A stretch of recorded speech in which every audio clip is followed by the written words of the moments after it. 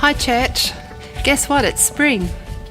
I like winter, but lots of people like it when it's spring, so here we are. We've got flowers blooming. My kids are finding daisies in the park, so they're really happy. They come in with little handfuls of spring daisies. We've got magpies swooping. We've got all those things happening. But I was reading in Psalm 1 actually, it's one of my favourite Psalms, about how we as Christians can flourish. And you might think, how do I flourish? Well, Psalm 1 goes like this, the first 3 verses. Blessed is the man who walks not in the counsel of the ungodly, nor stands in the path of sinners, nor sits in the seat of the scornful.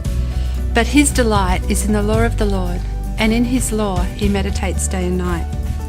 He shall be like a tree planted by the rivers of water, that brings forth its fruit in its season, and whose leaf also shall not wither.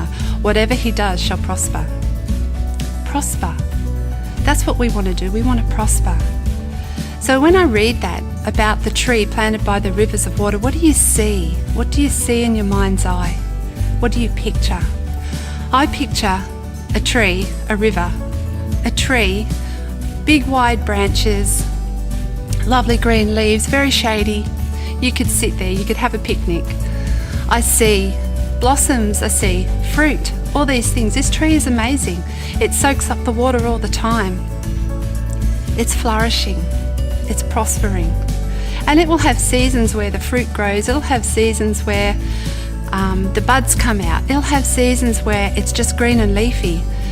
Maybe over winter it doesn't do those things. But it's not dead, it's not dying, it's still soaking in the water that comes from the river. It's still prospering, and it's getting its strength ready for the next season that it comes to. How do we as Christians be like that? You might think, I'm not prospering. How do I prosper? How do I flourish? Like, how do I deal with all these things going on around me? What if I'm tired? And I don't mean tired as in, a couple of nights of going to bed at 9 instead of midnight will take care of it. I mean, tired like, what if I'm tired of trying to deal with the things going on in my life? What if I'm tired of trying so hard to do what is right? What if I've just had enough? Well, the answers, I believe, are in verses 1 and 2 of the psalm that I just read out before. I'm going to go back to verse 1. It said, blessed is the man who does not walk in the counsel of the ungodly. So, just a side note, I probably don't need to say this, but I will anyway. I'm talking about man and he. This is not a gender exclusive thing.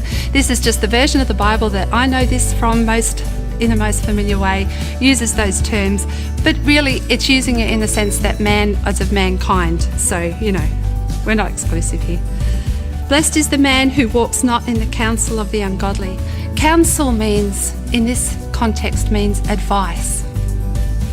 The words, what people are saying. Blessed is the man who does not walk in the counsel of the ungodly. But we're not going to be getting words from ungodly people. We're not going to be getting advice from ungodly people. Are we? Have you looked at social media in the last week? When you turn on the TV, do we get bombarded with words from ungodly people? Of course we do.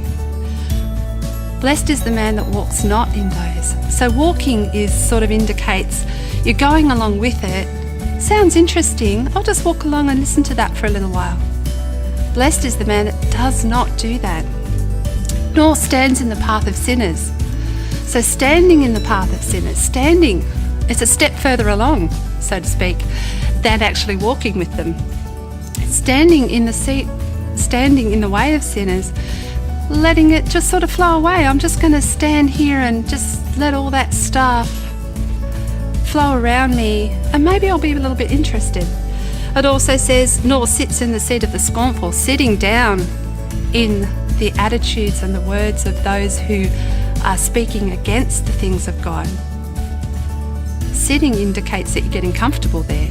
I'm actually not in a hurry to get up. I'm going to sit there and let it flood around me. That's what we're not supposed to do. If we're not supposed to do that, then what should we do? Because if we're not going to do something, we need to be positive and actually do something. So in the next verse it says, but his delight is in the law of the Lord, and in his law he meditates day and night. So that's what we do. I like that word delight. It's very positive, it's a very active word. His delight is in the law of the Lord. So that's not like a get up in the morning, read a couple of verses, tick the box, done that, see you later, go do my thing. Taking delight in the law of the Lord is reading his word and actually really enjoying it, sitting there, soaking it in, spending time in the presence of God, enjoying it, letting it fill our lives. And so instead of walking along with the words from the ungodly, we're going to walk along and soak in the words from God, because his word is truth. And when we do that and we meditate in his law day and night, that is going to help us flourish. Because coming back to verse 3 where I started, he shall be like a tree planted by the rivers of water that bring forth its fruit in its season, whose leaf also shall not wither, and whatever he does shall prosper. So that's what we're going to be like when we soak in God's word, when we meditate in his law day and night and we delight in it.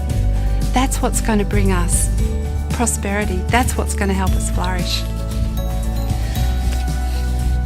I just had 2 nevers and 2 evers that will happen when we do these things. We will be never dry. We will be never fainting. We'll be ever blessed, and we'll be ever prosperous.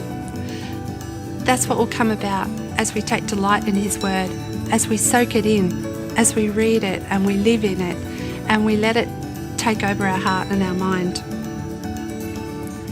These things will come as a result of following God's way and meditating and delighting in his word. I hope you have a great week. Bless you.